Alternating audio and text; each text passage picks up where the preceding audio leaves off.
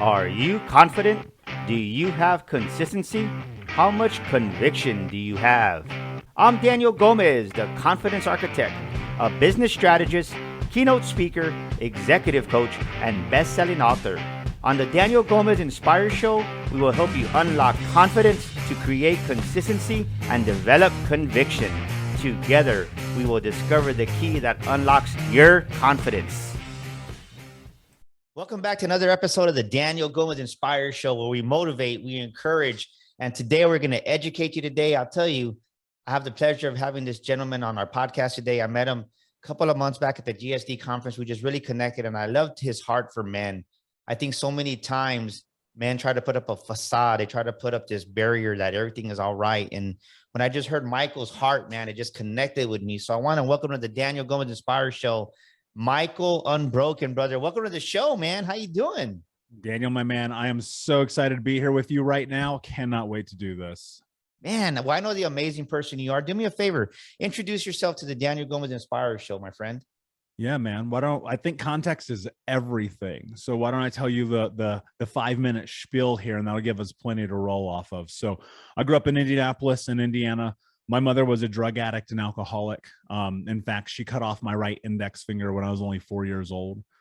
And people always say, well, how could your mother do that? And you hear that old adage, hurt people hurt people. And that's what it was. She was a victim of trauma herself. And when I was 6, she married my stepfather, super abusive guy, the kind of guy you pray is never your stepfather, kicked the crap out of my brothers and I, put me in the hospital multiple times. And I used to lay in bed as a little kid and just cry. I'd pray to God, spirit, universe, like somebody send my real dad to come and rescue me. And he never came. And I learned very young that nobody's coming to save you, which would both hinder me and help me in my journey. I spent the majority of my childhood homeless and deeply in poverty. In fact, I lived with 30 different families between 8 to 12 years old. We were always bouncing around, living with strangers, living with people from church, living in vans. Like, dude, it was crazy. And when I was 12, my grandmother adopted me. Now, you think that'd be heaven sent, but I'm biracial, black and white. And my grandmother's old racist white lady from a town in Tennessee you never heard of. So insert identity crisis. I mean, we had a copy of Hitler's autobiography, Mein Kampf, on our kitchen table, if that tells you anything you need to know. And my uncle is in prison for life as a part of the Aryan Brotherhood.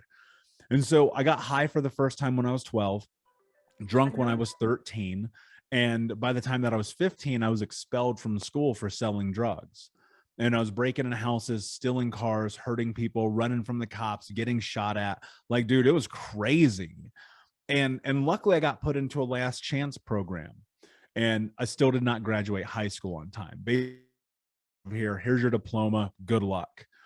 And I was working this warehouse job, man. And I was putting microchips into motherboards, standing up for 12 hours a day. And I was fired. And it was probably because I was stoned at work, right? Not really like thinking about life. And I'm sitting in my car and I'm thinking, what is the solution for poverty? What is the solution for abuse, for homelessness, for all the things I've been through? And I thought it was money. And I said to myself, I want to make $100,000 a year legally by the time I'm 21. And the legal part's super important because, again, I have family in prison for life. I've been in handcuffs more times than I can count. And as of today, my 3 childhood best friends have been murdered. Wow. Dude, I knew the direction I was going. I knew it. And so I made that declaration. So let me ask you this, because you said a lot, and I don't want to miss the context that you're giving us, because how does, and I relate with some of what you're saying, because when I was younger, my mom passed away when I was 10. And after she passed away, it seems like we were moving a lot. And I think a lot of my trust issues that I'm still dealing with, right? To be honest with you, as an adult, it's because we moved around and just there was no steady foundation for a moment in our lives for a season. How did you overcome? Because I think right now there's so many people that are going through these adversities. But you said from the age of 8 to 12, you moved into 30 different residents. How does someone overcome that, Michael? What is something that you did on yourself? Because I think people need to hear this right now, man. Yeah. Well, man, I think a big part of it, especially at that time, was I didn't understand it, and one of the really fascinating aspects of that journey was being able to see life from all these different aspects. You see, because I knew something in my home felt weird. It felt weird to me. I was getting beat all the time. I was getting hurt all the time. I was getting locked in closets. I was getting starved. Like, it was crazy, man. The only person I've ever met in my life who has a story anything like mine is my homie Anthony Trucks. And so he and I both, we had this insane childhood. And I was in this weird position of one day I'd be getting the crap kicked out of me, and then I'd be in the safety of some stranger's home who was taking care of me, who was feeding me, who was bathing me. Most of the time, dude, we didn't have electricity in the summer. We didn't have water. Our water got turned off all the time. We're always getting evicted. And the thing that happened was I realized the truth about life. Not everyone is bad and not everyone is good. And everyone is just kind of like trying to do the best that they can. And everyone's best isn't good enough. Like, I hate to break it to you, but we can always be better. And so in this process and in this journey, like, I became a vagabond, right? I became a person who was always traveling, always moving. Every time a lease was up, I'd move to another place. And what happened was I met my then best friend on MySpace. I was looking for a place to live, and this guy had a house. And I was like, oh, I need a place to live. Like, let's go. And for the next 7 and almost 8 years, I lived, and I had community, I had brotherhood, I had a lot of things that I had never had growing up. Except one thing that I noticed in that is I was in the wrong community. I was in the wrong brotherhood. I wasn't in what I needed to be. And it's not that I don't love and cherish those experiences, because trust me, I do. But at one point I realized, like, oh, my life is as good as it's going to get when I'm around these people. And so as I've gotten older, as I've done more work, as I've been coached more and read more books and had more therapy and done more of the things, I've just come to simply realize that we are the sum total of all of our experiences leading up to this moment. And so that means everything that's ever happened to us impacts us. Whether it's good or bad, it creates and makes meaning of who we are. And so we can choose to hold on to that negativity and let that be the catalyst for failure in our life, right? Or we can choose to hold on to the success and make that the catalyst, right? But ultimately, the thing that I've come to discover probably most inherently and innately about those experiences of being pushed place to place to place is understanding that trust is actually something for many people who've been through traumatic experiences that has to be earned from other people so that we can let our guard down. And I'm a person who now in my life, I trust my intuition, because Daniel, I think you'll agree with me, one of the greatest things that you can do is trust your intuition. One of our mutual friends, Gary Brecka, talks about this idea of authenticity being the highest vibrating frequency on planet Earth. And that holds true. And that gut reaction that you get when you're around people where you're like, this person is not trustworthy, something is wrong here, something is askew, this is off. When you learn to trust your intuition around those people, you will always be right, because this has happened to you. You're like, I don't trust this person. And then you follow through and then you get screwed over and you're like, damn, I knew not to trust that guy. Why did I do that? And well, so let me ask you this. So, please. ladies and gentlemen, this is where we get out our pens and paper, and I want you to start taking notes, because Michael's going to start dropping some wisdom, and he's going to give us some practical steps of what we can do. So remember, something magical happens when you put pen to paper. So take notes on this, ladies and Got gentlemen. mine right here. There you go. There you go. So how did, as you're going through this process, and as you're coming into just the awareness of what you're doing, how does somebody who has trust issues, what are 3 steps you did to really kind of start dealing and letting go of those traumas, right? You said they can either, those negativities, those events can hinder you, or they can help you. And how did you get out of that to really start trusting again? Because I think so many people right now are dealing with just trust issues. And I think a big part of it is they don't trust themselves. Yeah. Let me take you through the second half of that story, and you'll see how this lays out. So I land a job working a Fortune 10 company at 20 years old. No high school diploma, no college education. I start making that 6 figures I was telling you about. And my life turned into a disaster. I was 350 pounds, smoking 2 packs a day, drinking myself to sleep, cheating on my partner. And that's when I put a gun in my mouth. I was just done, man. I thought money was going to solve those problems, and it doesn't. And so I'm laying in bed the next day. It's 11 o'clock in the morning. I'm eating chocolate cake, smoking a joint, and watching the CrossFit games. Like, dude, if that's not rock bottom, I don't know what is. Yeah. And what happened in that moment, I'll never understand why. I went to the bathroom and I looked at myself in the mirror. And I remember being 8 years old, and the water company had come and turned our water off again. And it's this blistering hot Indiana August summer day. And I go in the backyard, I grab this little blue bucket, I walk across the street to our neighbor's house. And for the first time in my life, I stole water. And I remember being like, when I'm a grown up, this won't be my life. Now, it wasn't financially, but it was in every other way, because I was still that hurt, lost little boy. And as I looked in the mirror, recognizing this truth, I asked myself, what are you willing to do to have the life that you want to have? And the answer was no excuses, just results. And Daniel, what that meant is I had to stop negotiating with myself. I had to stop breaking my promises, breaking my commitments, and doing the things that took away from my life and my energy. And I know this is going to sound weird, but when I was in this, I used to go and call myself a terrorist. I would look in the bathroom mirror and be like, you're a terrorist. And I would say, I don't negotiate with terrorists. And what Wow. happened was I started to do something really important. I started to build confidence. I'm answering your question. I needed to lay this out for people to understand where I'm going. If you want to trust other people, you must first trust yourself, because so many of us let ourselves down. So many of us break our promises and do not keep our word. Even this morning, every day I'm in the gym, 6 a.m., exhausted this morning, didn't want to get out of bed, wasn't feeling it, mad at the world because I'm going to have an off day, man. And you know what I did? I took my butt to the gym. Why? Because I keep the promises to myself. I don't negotiate with myself. Because Daniel, how could you ever trust my commitment to you if I don't trust my commitment to myself?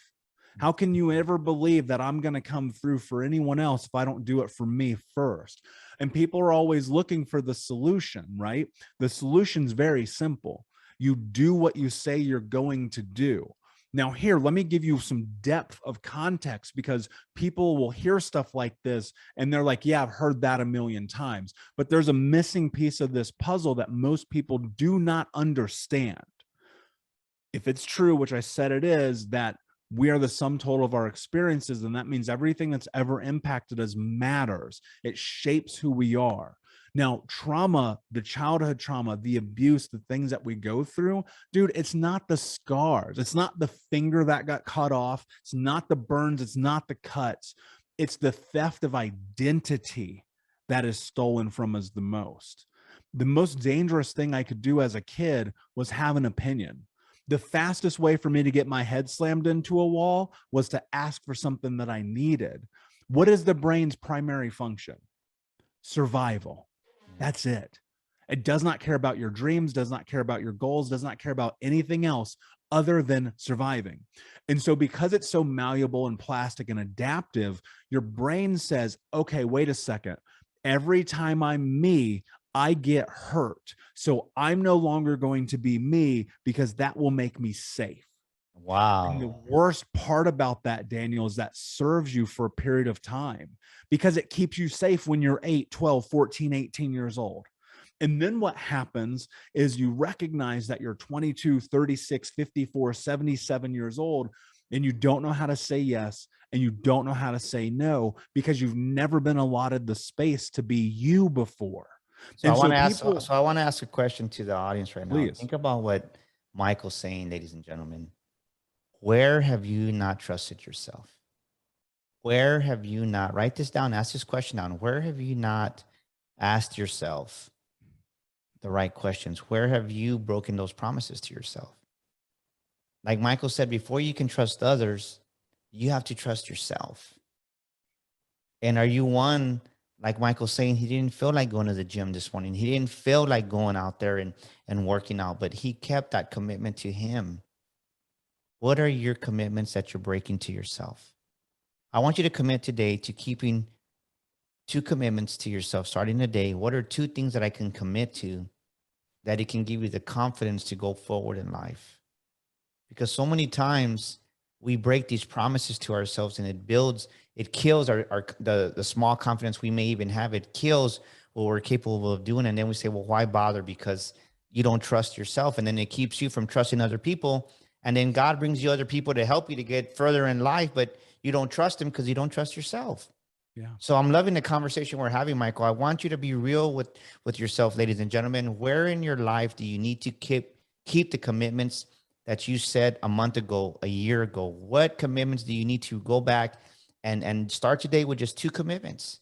And maybe it's a small commitment. Maybe it's just, I'm not gonna, for me, it was I'm gonna cut off eating candy, right? No more candy, no more sweets, because I have a sweet tooth. And you got to keep those commitments, and you have to raise your standards.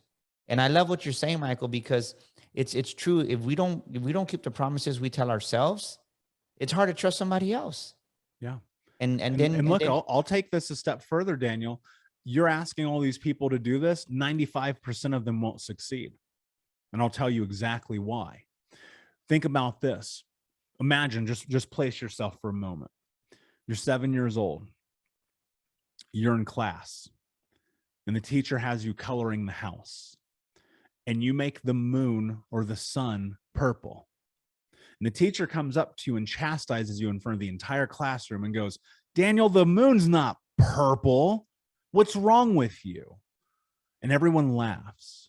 And because your brain is built on a survival mechanism, it goes, well, I never want to be creative again. That hurt. I never want to show up as me again. That was painful. The community, they ostracized me. I can't do that. And so what happens is the only thing that you learn how to do for safety is you like their favorite band and their favorite food and their favorite thing because it makes you fit in. But people call you inauthentic. They go, that doesn't seem right. That doesn't seem like you, but you don't have experience being you. And so you're in this weird position where you know the truth that you want these things. You want these commitments. You want this life, this success, the financial freedom, the relationship, the car, the trips, you want to write the books and start the podcast and do the things, but you don't because you're terrified of judgment. Because every single time you tried to be you, there was pain. And since the brain understands that, it says, I can't be me. No way. And so these 2 commitments Daniel's asking me to make, I'm going to write it down. I'll think about it. But when it comes time, I'm not going to come through. Because every time I tried to be me, I got hurt. And the only way you're going to move through that, the only way is that you do it anyway. yeah, And you be willing to face the fear that you have within yourself of judgment. Because unless you do, the most devastating thing about the human experience, I guarantee you, will happen. And that is regret. The number one thing that drives me is the fear that on the day that I die, at that gasp right before it's over, that I'll utter the word regret. And that is a life unlived. You will not be able to serve your family, your partner, your community, your church, your friends, everyone who needs you if you are scared to be you. But it's reasonable to be scared to be you. Why would it not be? The only thing you've ever known is to be afraid of yourself. And the only way you're going to move through that is you must stand on the edge of that cliff and be willing to dive in and see what's at the bottom. So what if you're a man? I was at an event. I've been to a couple of events these last couple of months, and there's always kind of you see that some, and I'm talking about men here, is they they're so insecure because they don't deal with these traumas. They're so insecure because they don't deal with they kind of put their chest out, and maybe they do have some success, but inside they're so empty. Mm-hmm. What can a man that maybe somebody's listening to this podcast and maybe it's like, man, that's my uncle, man, that's my brother. They never deal with these unresolved issues. And really what they're doing is they're killing themselves inside because they're putting on a facade that everything's great, that everything is hunky dory, and it's not, even though they do have some business success or some wins in life, but they're right. Soon as you make a comment, they're so quick to respond because of their insecurities, or they try to defend every position that they say, and you're like, wow, we're just having a conversation, but you can just sense it, right? Yeah. how does somebody who's going through this or living this, what do they do to just, man, be vulnerable and let people know it's okay? Not everybody's okay. I mean, everybody's going through something, like you said, Michael. Everybody is. It's just either you admit it or you don't admit it. And I realized when I had started admitting, man, I need some help. It's like the stress left me, the false identity of trying to be perfect left me, and it's like I got a chance to be real. In my opinion, the worst thing that happens to little boys that makes this reality is being told to man up, is being told boys don't cry, to, not be a little bee, right? I don't know if you can cuss on this show or not. I should ask you. And like the truth is, like, you grow up with that. You grow up in that toxic masculinity. You grow up around these other men who it's about high fives and the kind of car you drive and how many women you've slept with and how much money is in the bank. There's no such thing as vulnerability or intimacy. Most men have not hugged their best friend. Most men have not had this conversation of vulnerability. And so we're actually trapped in this cage. And the messed up part about it is, from a societal aspect, you even have women now telling men to man up, to not cry, to not be a baby. And I sit here and I look at that, go, that's the dumbest thing possible, because we're a human having a human experience, and to negate emotions, which is the very thing that makes us human, that separates us from other species, is ignorant and ill-advised. Because I promise you, every time, I bet you'll agree with this, every time I tried to man up, every time I tried to stuff it down, every time I tried to put some dirt on it, my life got exponentially worse. Every time I tried to figure it out on my own, my life got worse. Every time I tried to say, I got this, my life got worse. It wasn't until I was willing to step into the vulnerability of asking for help that things became different. And in that asking for help, this really fascinating transformation started to happen. Now, be clear, it took a very long time, right? I mean, you're talking about reframing decades of this. And in that, I would ask for help. I would seek guidance from a therapist, from a coach, from a book, right? From being in rooms like I was in with you a month ago or 2 months ago, whenever that was. And it was me looking at understanding the truth of the reality. Only fools don't ask for directions. Oh, boom, baby. Say that again. It's true. I mean, only fools do not Yes. ask for directions. I'm not going to sit here and spin my damn tires all day hoping to get somewhere where the guy right there has the answer. But I need to be a man. Are you kidding me right now? That's so arrogant. It's so ignorant. It's so ill-minded. Like, you're setting yourself up for failure. Yeah. And the hard part is, look, that's so ingrained in our society, so ingrained in the commercials we see, in the music we listen to, and the people we hang out to. When I was, so I'll give you context, man. In 25 minutes, you know more about me than people that I knew for 29 years. Right? When I sat down with my 3 male best friends before I decided to go extra deep into this journey, into the next phase. And I'd been doing some work. I've been changing my life. Things were getting somewhat better.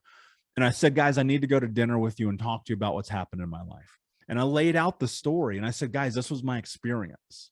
I need you to know this so you can understand why I have to leave, why I'm selling the business, why I'm closing this down, why I'm going on this healing journey. And in the middle of this, Daniel, the person I thought was my best friend, my greatest confidant on planet Earth, takes out his cell phone to check the score of the game. Think about that. Yeah, no, I love what you were talking about, because think about what Michael's saying, ladies and gentlemen. Where are you not being vulnerable? Where do you need to put away the facade? I love what you're saying, right? You put dirt over it. You sweep it under the rug, however you want to say it. These unresolved issues, they're going to come up again later, and they're going to come up again later.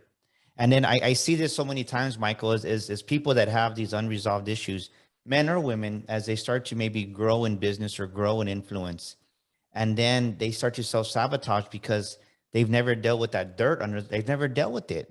So that's that junk that they try to hide, or however you want to describe it. You have to deal with those things, because they're going to come up and they're going to haunt you. Maybe not today, but 3 years from now, 5 years from now. And a lot of times it turns into unworthiness, undeservingness, because you know that there's something that you haven't resolved and you don't feel that you're worthy and deserving of that level of success. And that's why so many people turn to alcohol, turn to drugs. And I say this because when I realized this, like, man, it took away the desire for me to really drink beer. I used to be a big beer drinker. And I was like, well, didn't understand why, but it was because I didn't want to deal with certain issues. It was easier to be with the guys and be on the Harley and drink a beer, when it's like, no, you got to deal with the crap that's deep down inside, Daniel, because if you don't deal with that, it's going to come back in some form, some way. You're going to self-sabotage yourself. So ladies and gentlemen, listen to what Michael's saying right now. And look, Daniel, look, I'll tell you something really interesting people don't talk about. Self-sabotage only exists within the context that you have acknowledged that you're doing something to take away from yourself. See, people will quickly go to self-sabotage. Like, oh, that guy's self-sabotaging.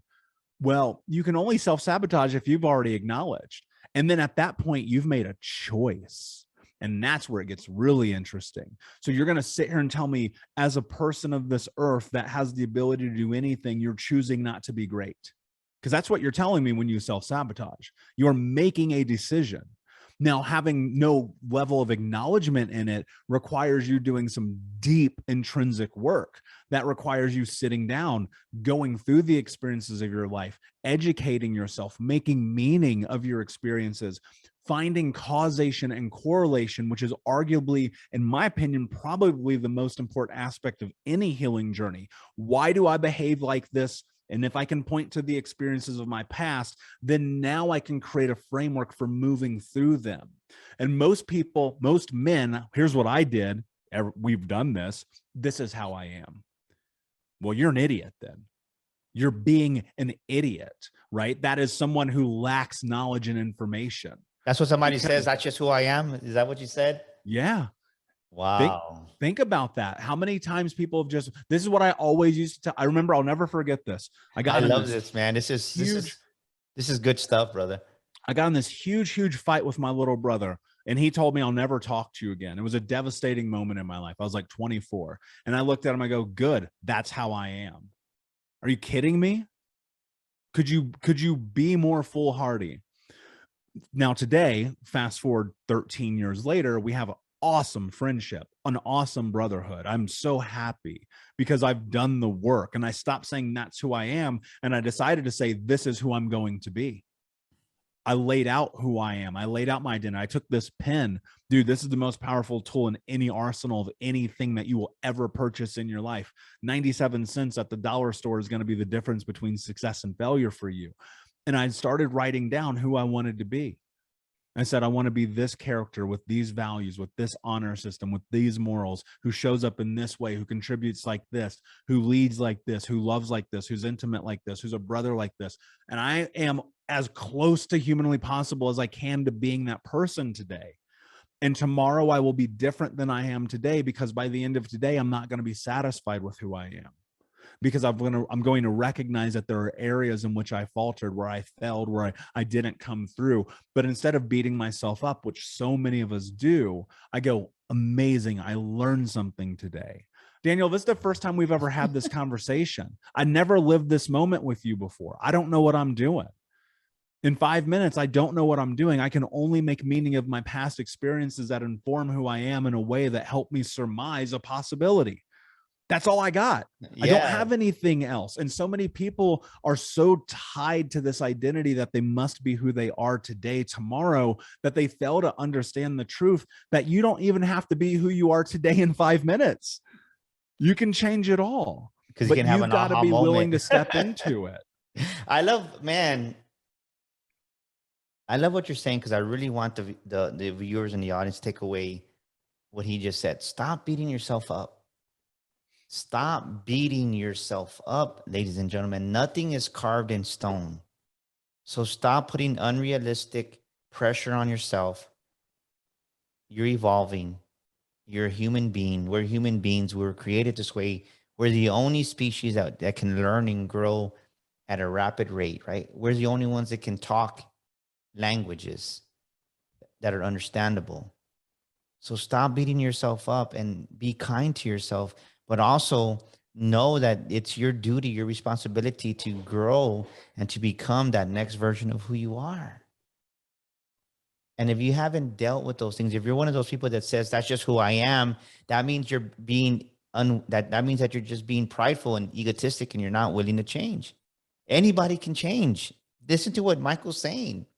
He went from weighing over 320 something pounds to the physique he has right now. He made a decision within 13 years. He was already 24 years old, but he put in the reps, he put in the work, and he realized, man, I screwed up with what I told my brother. And he went in and he changed the future that he had for himself. So stop being, man, just listen to what we're talking about. Stop being so blind. And like you said, don't be a fool. Don't be foolish. Yeah. Associate with the people that are going to help you and take you to the next level in life. And man, Michael, you just lit a passion in me, because it hurts me when you see somebody that they don't want to change, and they get stuck in that victim mentality, and they live in the past, and they keep playing that same broken record, and then they wonder why their life never gets better. It's like, because you can teach a old dog new tricks. You can. Yeah. And look, Daniel, I'll tell you something. I'm going to tell you the truth that is going to hurt people to hear, that they need to hear. Keep playing the victim and you'll keep being the victim. Keep doing it. Keep complaining, keep blaming the world. And look, I'm going to raise my hand as the first one guilty of this. I look at my life as a disaster. I blamed everybody else. I blamed you, my parents, the community, my teachers, my family, my peers, Obama. Like, I blamed it was everybody's fault. It was never Michael's fault. Nothing was ever on me.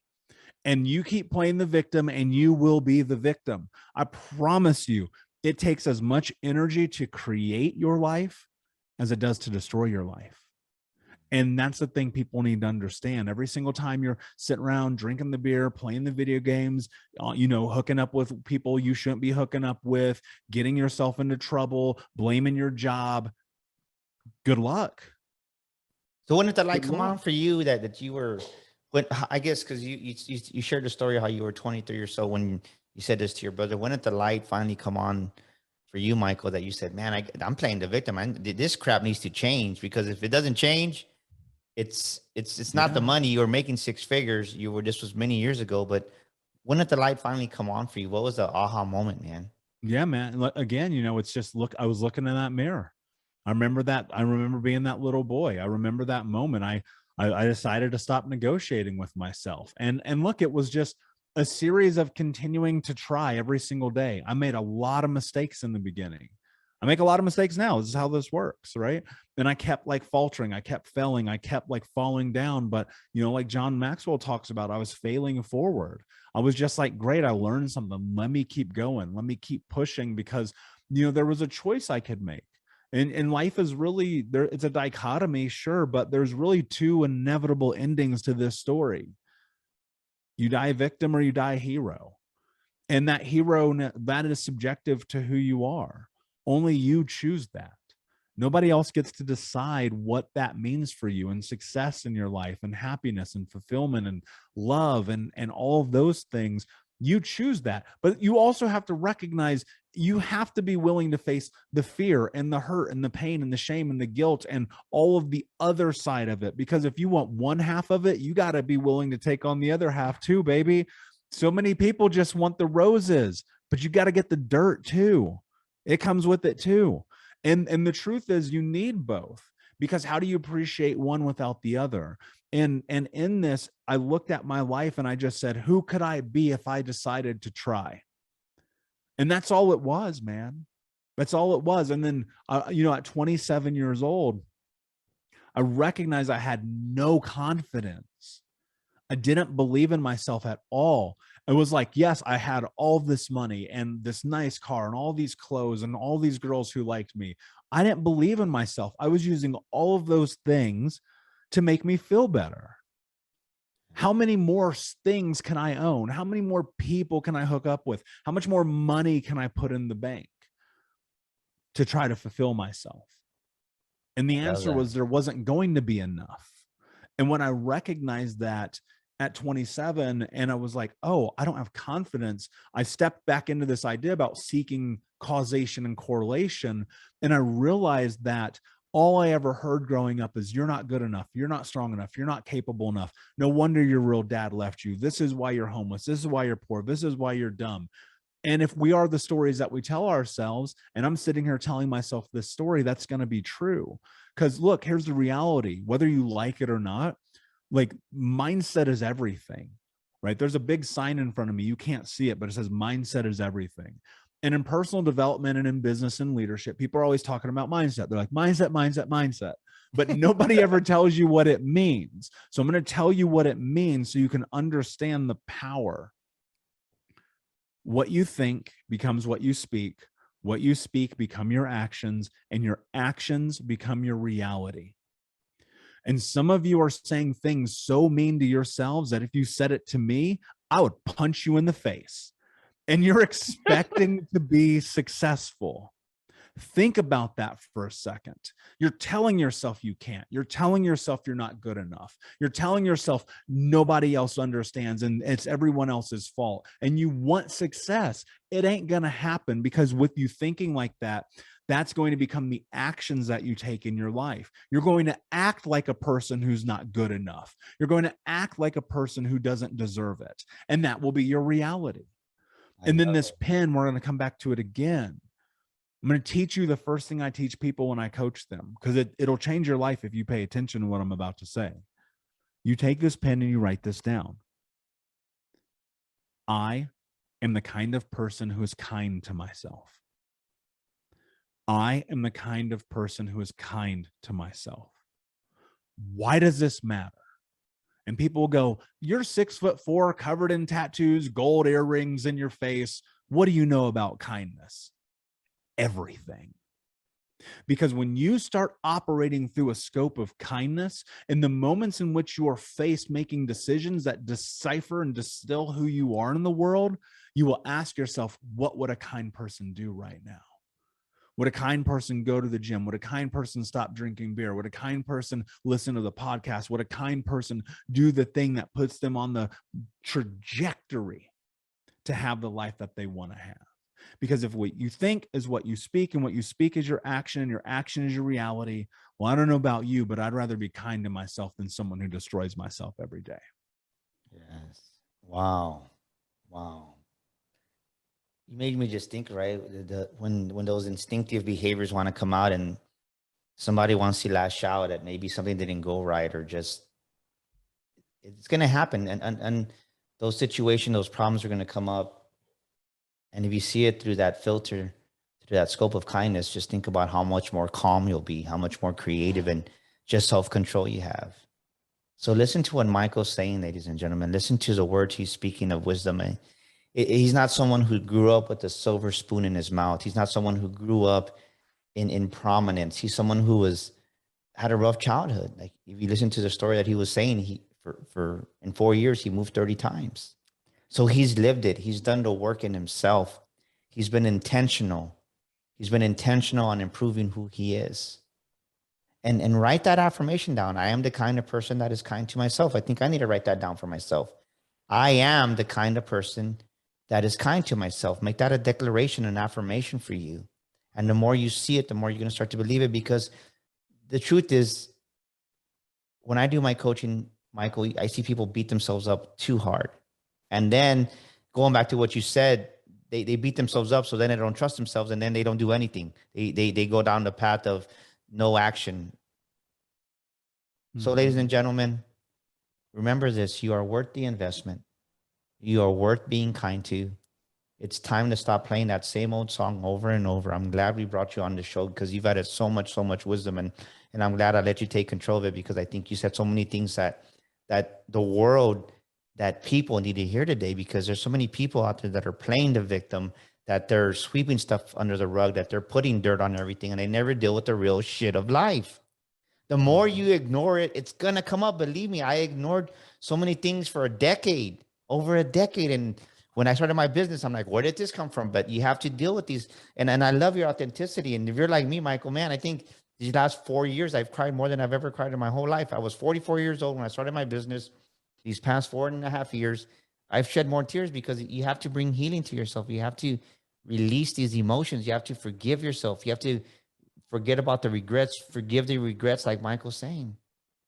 So, Michael, if someone wants to get a hold of you, how do we get a hold of you, brother? Yeah, man. And it's been an honor to be here. So thank you so much, because I'm here with you. You're part of my mission.